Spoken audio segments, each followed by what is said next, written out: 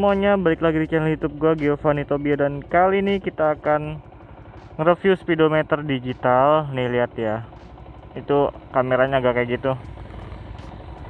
Oke, dan langsung aja kita jalan sebentar aja. Nih gua dari arah Depok ya, mau balik ke rumah.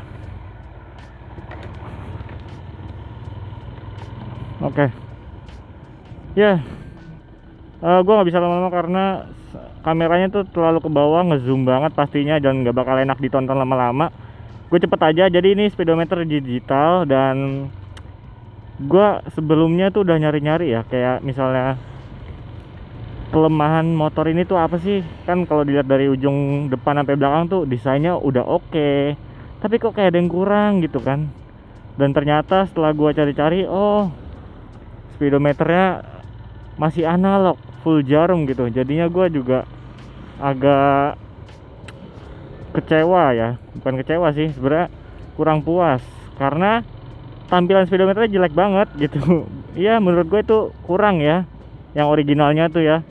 Makanya gue nyari-nyari di YouTube, ternyata ada speedometer digital buat Jupiter MX gitu, ada beberapa macam, dan yang paling sering tuh yang jenis ini gitu kan.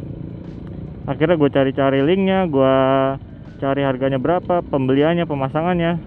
Tapi sayang banget, soalnya kalau di YouTube itu yang review tuh singkat banget. Jadi gue kurang kena, kurang apa ya, jadi kurang berasa apa fiturnya, kelemahan kelebihannya kayak gimana, itu nggak ada yang jelasin. Akhirnya gue beli sendiri aja lah, daripada nungguin review orang. Mendingan gue beli sendiri, gue cobain sendiri, gue pasang di motor ini. Ayo dong nyebrang. Alhasil gue tahu dong kelemahan dan kelebihannya. Yang setelah gue rasakan, ternyata speedometernya ini rada nge-lag. Terus gue tanyakan ke sellernya, ya katanya ini versi distributor, bukan yang original. Padahal kalau misalnya ada yang original sekitar 1,2 juta gitu misalnya, ya nggak apa-apa, masih mau gue beli karena worth it gitu. Ternyata ini harganya kan sekitar 700 ribuan ya. Ya walaupun begitu, tapi fitur-fiturnya lumayan cukup lengkap. Karena pada dasarnya ini motor tuh nggak punya fitur tambahan tersebut. Apa aja sih fiturnya? Contohnya misal ada jam, ada RPM, ada trip meter, dan ini ada full color. Jadi kita bisa ganti-ganti warna dan juga mode speednya. Itu kan lumayan keren ya, yang nggak ada di bawaan Jupiter MX. Makanya gue lumayan puas gitu. Walaupun balik lagi speedometernya nge-lag di bagian speed sama RPM-nya. Untuk jam sama meteran sama gigi bensin itu nggak ada masalah sih, so far so good. Dan gue puas banget sama desainnya.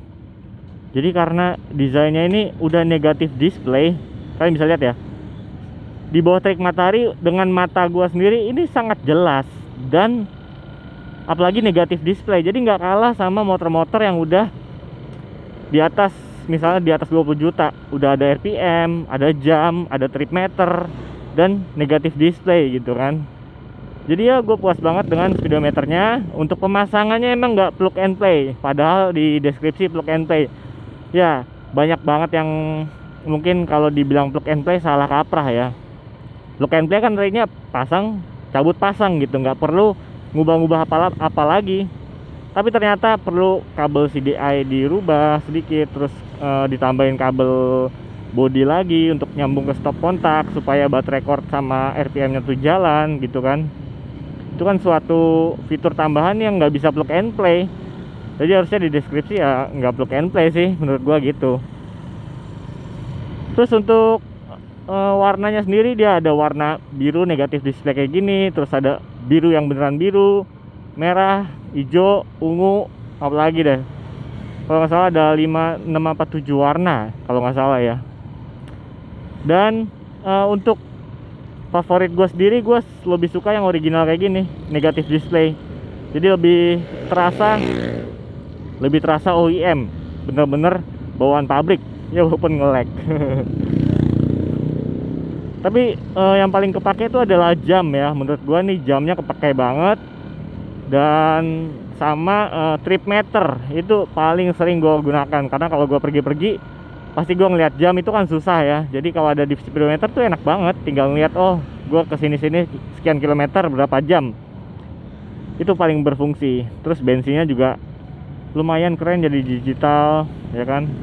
RPM-nya juga lumayan ngebantu gue, oh sekian RPM berarti gue bisa driving eco mode.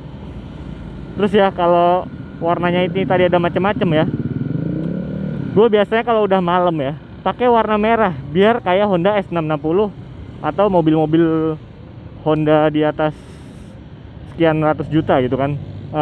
Karena ketika mobil Honda pakai sport mode itu speedometernya berubah warna merah. Makanya gue agak sedikit apa ya, ngikut-ngikut aja gitu biar rasanya tuh keren. Jadi ketika udah malam kan cahayanya pasti berkurang, dan di speedometer ini makin jelas warnanya. Makanya gue pasang warna merah biar terasa sport mode. Kalau buat driving eco mode ya pasang warna hijau kayak gitu. Ya, itu hanya hiburan gue sendiri ya. Ya intinya speedometernya kayak gitu, dan ini nggak ada yang bisa banyak gue jelasin lagi. Tuh kameranya miring, ngezoom, enak banget lah pokoknya buat lama-lama. Mungkin segitu aja vlog kali ini untuk nge-review speedometer di bawah jalan ya.